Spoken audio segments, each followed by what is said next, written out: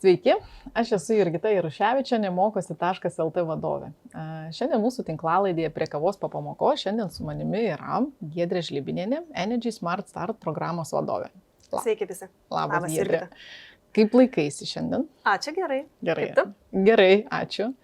Aš, atvažiavau šiandien pas jūs. Į ofisą mes šiandien sėdim tokioje gražioje aplinkoje ir šiandien kalbėsim apie Energy Smart Start, apie pačią programą, apie jos visus gerumus, privalumus, apie viską, ką jūs ten darote. Bet šiaip iškart, turiu pasisakyti tiems, kas žiūri, kas klauso, kad aš nesu toks visiškai atsitiktinis praeivis gatvėje ir nekalbinu jūsų dėl to, kad, šiandien jūs tiesiog papuolėte į sąrašą.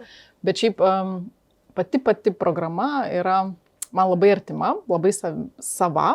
Ir mes esame be to Energy Smart Start programos partneriai. Padedame gyvendinti vieną, kaip jūs prieš tai sakėt, programa didelė ir ten yra daug mažų projekčiukų. Tai mes viename iš tų projektų esame jūsų partneriai. Tai apie pačią Energy Smart Start, man pati programa yra, kaip jau minėjau, tokia labai savita, labai graži, žavinga, net sakyčiau. Atrodo, kad jūs sprendžiat keletą tokių temų, ar ne, viena, žiūrit ilgalaikiai perspektyvoje, kaip padidinti darbuotojų kiekį, kurių jums trūksta. Ir kitas toks man labai gražus yra socialinis momentas, apie kurį mes pakalbėsim su jumis. Tai Giedrė, papasakokit, kaip gimė idėja, kaip jūs iki to Energy Smart Start atėjot? Taip, čia bus ilga dabar istorija, ar ne? Iš tikrųjų, Energy Smart Start balandžio mėnesį per energetikų dieną minėsiu savo antrą gimtadienį, tai prieš tą 3-4 mėnesiai prieš tą gimtadienį iš tikrųjų ir gimė jau mintis, kad reikia daryti kažką daugiau. Tikrai pavienių veiksmų, kalbant apie jaunų žmonių užnorinimą, toks turbūt teisingiausias žodis, atrasti save energetikoje darėm jau eilę metų, bet atėjom prie to taško, kada norisi daryti kažką daugiau. O tas daugiau ir gavosi, štai šis socialinis, daugiau gal tokios verslo savanorystės projektas, ar ne, išdava jo yra labai paprasta. Čia niekam nepaslaptis ir nepameluosiu, kad energetikos sektorius išgyvena tikrai didelį virsmą ir pokytį. Pereinam nuo tradicinės generacijos prie atsinaujinančių energijos šaltinių, per gamybos būtent iš jų ir ateinančios naujos technologijos, nauji gamybos, perdavimo, balansavimo būdai iš tikrųjų savyje atneša ir labai daug naujų kompetencijų. Ir aišku, suprasti tą dalyką, kad fizikos dėsniai niekur nepasikeitė ir su tom naujom kompetencijom backgroundas inžinerijos, energetikos inžinerijos išlieka tas pats ir patenkinti jau šių dienų poreikį esam energetikos sektoriui jau taip po truputį šlubuoja visas sektorius, taip paprastai ar ne visą laiką greitai taip, kaip norėtų, atranda naujų darbuotojų, kaip jų reikia, o turint omeny šį proveržį, apie kurį minėjau, ar ne, kad jų reikės dar ir daugiau, tai visą šitą sudėjus, tokia jau problemytė pasidaro į ateitį nekukli ir reikia kažką daryti. Tai va taip ir gimė Energy Smart Start, kurios iš tikrųjų pagrindinis tikslas tai yra komunikuoti ir stengtis jaunus žmonės paskatinti atrasti save energetikoje.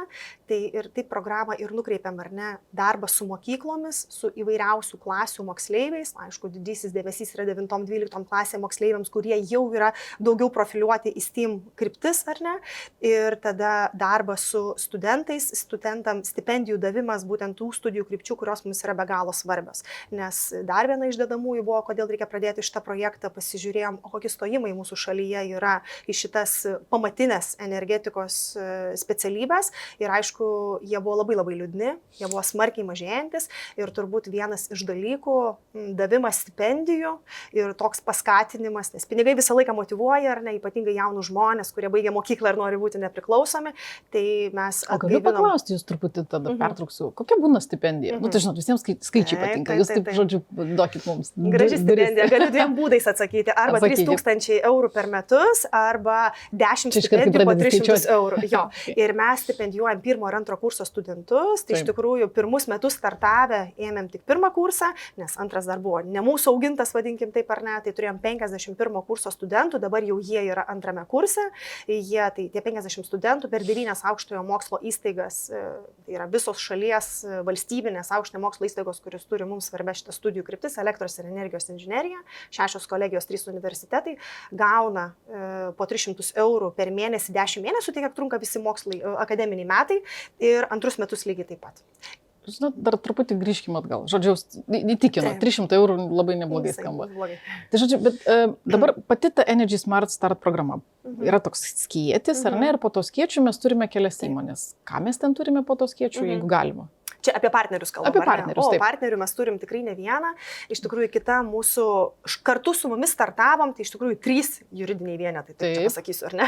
Tai aišku, energetikos ministerija, kuri rūpinasi šalies įstatyminę bazę ir viso energetikos sektoriaus veikimu, tai jinai yra mūsų palaikytoja, parama ir palaiminimas, kad tai, ką darom, tai yra teisinga, ar ne? Tai jinai yra labai svarbus mūsų partneris. Kitas yra kita energetikos sektoriaus didelė įmonių grupė, tai yra EPSO G grupė, Litgridas, Ambergridas ir Tetas, jeigu sako kažką šitos įmonės, tai jos irgi yra kartu su mumis ir jau prie mūsų prisijungia dar viena energetikos sektoriaus įmonė Vilniaus šilumos tinklai. Tai jeigu paėmus, energetikos ministerija labai džiaugiamės, kad prisideda, žodžiu, labai svarbu, bet jeigu paimti pačias įmonės, ar ne, tai koks yra darbuotojų poreikis, ar ne, minėjot inžinieriai, jų trūksta, tai žodžiu, yra kelios dabar 4 realiai, ar ne, įmonių grupė. Jūsų ir, žodžiu, Vilniaus šilumos tinklai. Tai koks yra poreikis dabar, ko trūksta ir ką mes realiai sugeneruojam? Oi, trūksta iš tikrųjų tokio vienareikšmio atsakymo skaičiais, ar ne, gal ir būtų sunku pasakyti, nes įmonės vis tiek nors ir veikia energetikos sektoriui, bet truputėlį irgi pasiskirsto jau po segmentus, ar ne, tai tas matymas yra labai skirtingas, bet jeigu taip susamarinant, kad 30 metais poreikis specialistų on top, tiek kiek dirba šiai dienai, yra dar plus 2000. Tai yra tiek, kiek šaliai reikės ir kiek jinai neparuošia šiandien. Tai plus 2000, ar ne? Tai žodžiu, mes kiekvienais metais kiek išleidžiame energetikos specialistų universitetai? Labai neliūdinkit. Liūdnai labai. Jeigu 40 išleidžiam, tai yra 40. Tai dar turint omeny, kad kažkokia dalis jau dabar dirbančių žmonių keičia profesiją, išeina į pensiją, tai žodžiu, trūksta gan ženkliai. Trūksta tikrai labai ženkliai. Taip. Gerai, tai dabar, žodžiu, mes turim tokią, mes jau kalbėjom apie socialinį aspektą, ar ne, kad gražus tas toks momentas yra, žinot, mes, pavyzdžiui, kaip jūsų partneriai, įgyvendindami projektą, kurio pagrindu 500 vaikų iš visų mažų miestelių, kaimelių mokosi su, tarkim, lyderiaujančių mokyklų mokytojais, ruošiasi matematikos ir fizikos egzaminų ir šiaip aš galėčiau, žinot, čia tokia visą eilę atsiliepimų susakyti jums, žodžiu, kas ten yra, ko ten tėvai džiaugiasi ir kaip, žodžiu, jie yra dėkingi iš esmės už suteiktą tokį, žodžiu, šansą, galimybę, kad jie taip gali daryti. Man tas gražus toks socialinis momentas, kad, žinot, jūs stiprindami savo sektorių, stiprinate realiai ir visus kitus sektorius, ar ne? Kaip padaryti taip, kad kiti sektoriai pradėtų sekti jūsų pavyzdžių, ar ne? Nu, ta prasme, atsiranda programa, atsiranda skėtis kažkoks. Jūs sakėt, kad čia buvo 3 mėnesių tema, ten, žodžiu, nebuvo 5 metų planavimo. Oi, ne. Čia turbūt tas ir yra labai, kad tai yra socialinis iš dalies savanorystės projektas, ar ne? Tai jame nėra labai aiškių KPI'sų, kas šiaip normaliam versle turėtų būti, ar ne? Nėra labai aiškių. Bet čia skamba kaip siaubas įmoniai. Taip, bet turbūt tai yra žavu, ar ne? Nes pradėjęs tu niekada negali žinoti, kaip bus toliau. Nes galiu papasakoti, pirmais metais mes pradėjom, aišku, sukūrėm puslapį, pradėjom komunikuoti patys, prašytis ateiti į mokyklas ir papasakoti apie tą energetiką. Mums reikėjo ateiti dabar. Mes jau toks kaip call centras, mes jau nebesugebam aptarnauti, nes ant tiek užsibūstinom savo vardą, ant tiek mus visi žino ir taip mes visur dalyvaujam, kad visiems tas poreikis organiškai labai smarkiai iškilo, ar ne?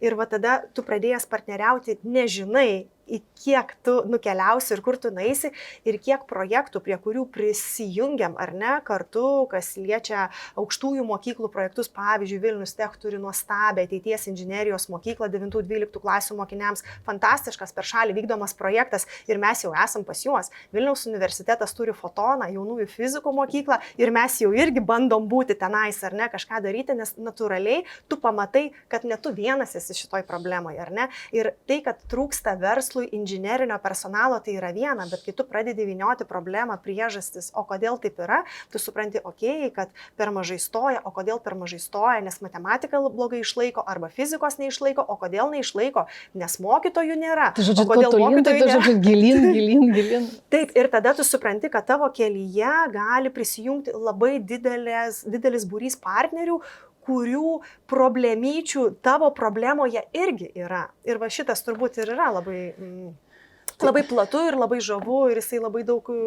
atveda naujumo, ar čia negali turėti aiškaus plano, bet bus taip ir ne kitaip. Tai Žodžiu, mes tokį, žinot, mes prieš tai jau su jumis kalbėjom truputį ir jūs sakėt, kad šiaip tikslas iš, žodžiu, viso projekto yra padaryti energetiką tokią New Black, ar ne? Žodžiu, kad taptų tokia trendinė specialybė, ar ne? Kažkada mes ten turėjom, žodžiu, bangą vadybininkų, tada turėjom teisininkų, ar ne? Žodžiu, čia pastaraisiais keliais metais, jeigu pasakai, kad dirbi IT sektoriui, tai, žodžiu, viskas gerai jau, ar ne? Tai jūsų tikslas, galim taip apibendrinant pasakyti, kad energetika būtų tokia top, žodžiu, specialybė. Taip. Mes turim tokį tikslą, tikrai taip. Tai, sakykit, pavyzdžiui, dabar mes turim mokyklą, ar ne, vaikai, mokiniai, vyresnių klasių, universitetuose studentai, berniukai, mergaitės, greičiausiai procentaliai berniukų, vyrų yra daug daugiau jūsų sektoriai dirbančių. Ar šiai dienai kažkokį skirstot daugiau dėmesio mergaitėm, kažkaip bandot pritraukti, ar čia, žodžiu, taip trūksta, kad nėra apie tai, kada galvoti? Šiai dienai atvirai nėra tikrai apie tai, kada galvoti, nes noras apskritai, kad visi norėtų ir neišskiriant lyčių, bet čia turbūt irgi yra vienas iš mitų, kurį norisi labai griauti ir jeigu, tarkim, minėjau, kad komunikacija šitam projektui yra labai labai svarbi, tai būtent didesnis merginų dirbančių inžinerijoje ar studijuojančių inžineriją įtraukimas į srities populiarinimą, faktas, kad pas mumis jisai yra, ar ne? Ir gal tokiu būdu šitas projektas dar irgi padarys vieną dalyką, sugriaus tos mitus, kad inžinerija yra vyriškas darbas, nes tikrai tai nėra tiesa, ar ne?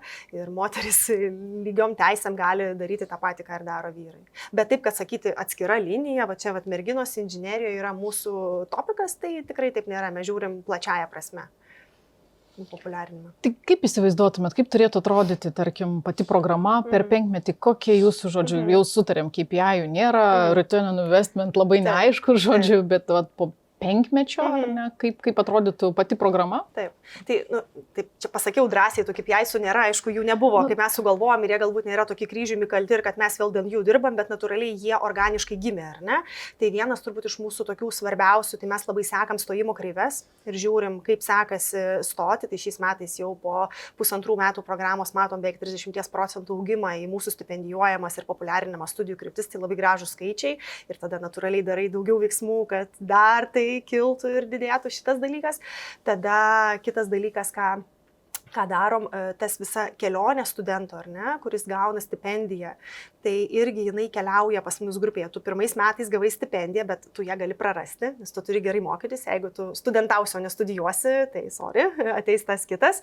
Tai šitą dalyką labai labai žiūrim ir labai palaikom santykiai, labai artimą iš tikrųjų su visais mūsų stipendijuojamais studentais ir jiem jau pasakojom nuo pirmo kurso apie energetiką plačiau ir daugiau ir įsileidžiam pas save į grupę. Tada, kai studentas atkeliauja į antrą kursą, jisai vėl lygiai su savo kursiokais dalyvauja, prašo stipendijos, vadinkim taip, konkursą, nes vėl mes pagal balą atsirenkam tuos, kurie gali gauti stipendiją. Tada antro kurso metu jisai pas mus atkeliauja į šešėliavimo praktiką, tai patirti ir pasižiūrėti, tai kaip ta veikla atrodo iš tikrųjų, ar ne. Ir mes tokių praktikų per antrą kursą turime 3 dienas skirtingose grupės įmonėse, pabandom šitą visą dalyką, tai vėlgi čia turim vidinių KPI, mūsų tikslas yra, kad kuo daugiau studentų, iš kurių mes davėm stipendiją ir norėtum, iš principo, kad mūsų darbas, kurį darome, būtų vis tiek kryptingas, ar ne, nes dienos gale mūsų vis tiek tikslas, kad tie jauni žmonės ateitų dirbti ar neįsidarbintų energetikos sektoriuje. Na ir kaip jie baigia antrą kursą, mes jau 3 kurse stipendijų nebeteikiam, o neteikiam dėl labai paprastos priežasties, nes apie 90% 3 kurso studentų jie jau dirba.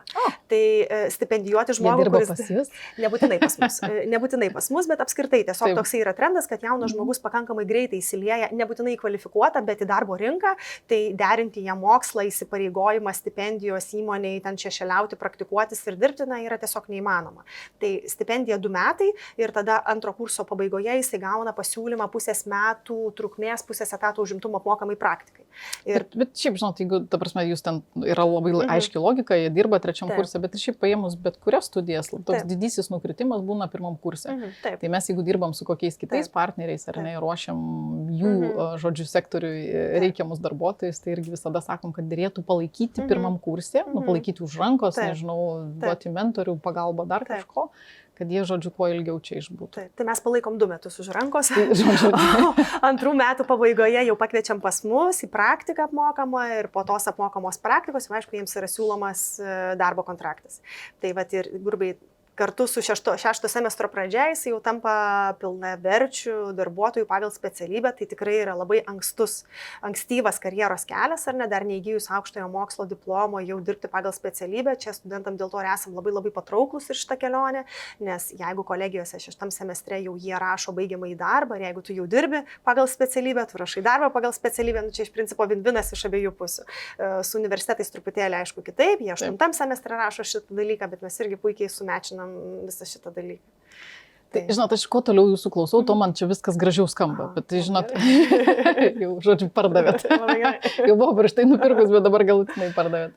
Bet iš esmės galvoju, žinot, kaip padaryti šito projekto duplikatą į kitus sektorius, nes mes ką stebim, ar ne, dažnai būna tokie one-man show, žodžiu, žinot, ten universitetas baksnoja mokyklą, sako, kokius čia mums atvedėt, ar ne, ministerija sako, aš į pinigų visiems davėm, tai jūs ten ką veikėt, neaišku ką. O verslas dažniausiai sako, nu kažkaip jūs kolektyvas pasiruoškit, nes mums labai trūksta. Tai šiaip tikrai labai gražu, tai galvoju, yra kokia nors, na, ten, tarkim, kokios brandos turi būti įmonė, arba kokio emocinio, socialinio, nežinau, kažkokio tokio nusiteikimo, kad galvotų, kad čia yra sektorius, mes išgyvenam kažkokį skaudulį, na ir kolegos susikipkim rankom, nebebaksnokim pirštais į nieką ir sakykim, na, žiūrėkit, o čia yra Energy Smart Start, padarom kokį nors dar kažkokį ne Energy, bet dar, žodžiu, Smart Start kitokį. Tai kaip čia įkvėpti jos? Nežinau, kokia čia įmonių branda turi būti, kažkokį duokit man užuominą. Kaip čia į kitus sektorius nuėjus, žodžiu, man pasakyti, va, jūs esate tokioj stadijoje. Darykit. Tai mano galva visi didieji, visų sektorių žaidėjai, ar ne, ir visos įmonių grupės tikrai gali tą dalyką daryti. Faktas, kad maža įmonė to nepadarys, nes tam tikrai reikalingas labai didelis resursas ir čia neužteks turėti vieną žmogų, kuris viską darys, nes tam reikia organiško visos įmonės įsitraukimo, ar ne. Tai faktas, kad tai kainuoja ir finansiškai, įmonė turi būti pajėgi galėti, nežinau, stipendijuoti ir ruošti jauną žmogų, bet šiaip, vat, toks kirba klausimas, neklausimas, tokia mintis ar ne galvoje, kad noras padaryti daugiau vardant savo šalies, sukurti kažkokią didesnę vertę, galvojant apie mūsų ateities kartas, va tai turi būti tas toksai altruistinis noras padaryti tą tokią rimtesnį savanorystės žingsnį. Aš čia esu tokį vieną palyginimą sakius, ar ne, mes visi esame įpratę didžiosios bent jau šalies įmonės, ar ne, skirti laisvą dieną darbuotojams, pasavanoriauti, taip, šuniukus pavedžioti, senelių globos namuose atlikti kažkokią veiklą, maisto banke pasavanoriauti. Tai yra labai faina ir tai yra labai gerai, bet tai nėra mūsų kuriamos iniciatyvos, ar ne, mes atiduodam savo laiką daryti, bet mes galim daryti ir nuo savęs kažką. Tai va čia gal turbūt pradėjimas daryti savanoriškos veiklos, kurios autorius esu aš, ar ne, ir savo resurso skirimas tenais ir galbūt tai mečinasi su mano skaudama vieta. Šiuo atveju mums mečinosi, iš to buvo ištaka, bet faktas, kad mes tą savo skausmą galėjom išspręsti žymiai greitesniu, paprastesniu keliu, ar ne, bet mes pasirinkom šitą ilgą kelią, nes mums rūpi ta ateities gerovė. Tai taip, čia tokio turbūt pasiryžimo norėti padaryti daugiau, palikti po savęs daugiau reikia. Ir čia apie brandą, čia turbūt ne brandos, galbūt klausimas, ar ne, labai įvairiai, čia požiūrio klausimas daugiau, ar ne. Kiek mes norim, ar mes norim savo kiautelėje, ar mes norim daugiau ir kartu. Tai va šitoj vietoj tai turbūt kuo mūsų daugiau, tuo mes daugiau ir padarom, ar ne. Tai tas labai paskui ir motyvuoja ir veža taip tiesiai šviesiai. Tai, žinot, taip klausai ir galvoju, čia dabar, kai būna tinklalaidai, žmonės spaudžia ranką, apsikabina ir sako, žodžiu, tas momentas, kaip taip galėčiau daryti. Bet šiaip, žodžiu, mes šiaip dabar turim tokį gražų laiką, minutės dviejų, galit, žinot, taip papičinti mokiniam ir, nežinau, kažką pasakyti, kad žodžiu, kodėl ta energetika ir kad mes tikrai būsim, žodžiu, būkit New Black, būkit stilingi ir būkit, žodžiu, čia ateitis yra, tai nežinau, apžavėkit kokiu nors skaičiu, pokyčių į ateitį kažko. Tai aš čia skaičiais galbūt, čia dabar jau man į kamerą reikėtų žiūrėti, ar ne? Tai skaičiais galbūt aš čia tikrai nežongliruosiu, bet iš principo jaunas žmogus šios dienos, naujoji karta labai nori kurti ir nesivadovauti rutininiam kažkokiom taisyklėm ir tvarkom, jis nori padaryti kažką daugiau. Tas jau yra mokslas, psichologai visi įrodė. Tai vat būtent energetikos sektorius jaunam žmogui ir yra apie jį, nes tai yra pozicija kūrėjams, ar ne, kad tai yra ne meno kūrėjai, tai yra inžinerijos kūrėjai, nes šiandien dieną ypatingai šalia vykstančio karo akivaizdoje, ar ne, ta energetinė nepriklausomybė visame pasaulyje yra be galo svarbus dalykas, ar ne, ir būti nepriklausomiems, pasigaminti, vartoti, balansuoti iš atsinaujinančių energijos šaltinių tvariai, saugant visą tą aplinką ir įgyvendinti tas visas inovacijas, kokių reikia tinklo pokyčiams, ar ne, tai yra kūrėjų, inovatorių ateitis. Tai realiai mums reikia jaunų žmonių, kurie nori kurti, inovuoti, išrasti, išmėginti ir tik po to kažkada rašyti taisyklės ir tą padaryti rutininę veiklą, ar ne, o gal niekada tai nebebus rutininė veikla, nes iš tikrųjų technologijų pagreidis yra kosminis. Tai vat būtent energetikos sektorius šiai dienai yra toksai, jisai laužo tą nusistovėjusią rutininę tvarką ir jisai daro tą šviesesnę ateitį. Tai yra visiška teisybė, nes dar galbūt įdomus faktas, kad energetikos sektorius yra pats taršiausias, o aplinka, ar ne, mums labai rūpi, klimato šilimas čia jau irgi yra pasaulinis dalykas, ar ne, ir daug reglamentavimų šitoje srityje, tai faktas, kad tai ir bus ir valstybės, ir Europos, ir pasaulio mastu, ta prasme, trendinė sritis, nes su jie reikia kažką daryti ir čia kitaip negali būti. Tai nebus taip, kad kitą dieną jau atsiras kita ir bus svarbesnė. Ne. Ačiū Giedrė už pokalbį ir ačiū už jūsų tokį užsidegimą, entuziazmą ir, žinau, vykdomą projektą. Aš labai tikiuosi, kad jis bus toks ilgalaikiai perspektyvoje labai tvarus ir tikrai pasieksite tų rezultatų, ko jūs tikitės. Ačiū Jums. Labai tikiuosi. Ačiū Jums.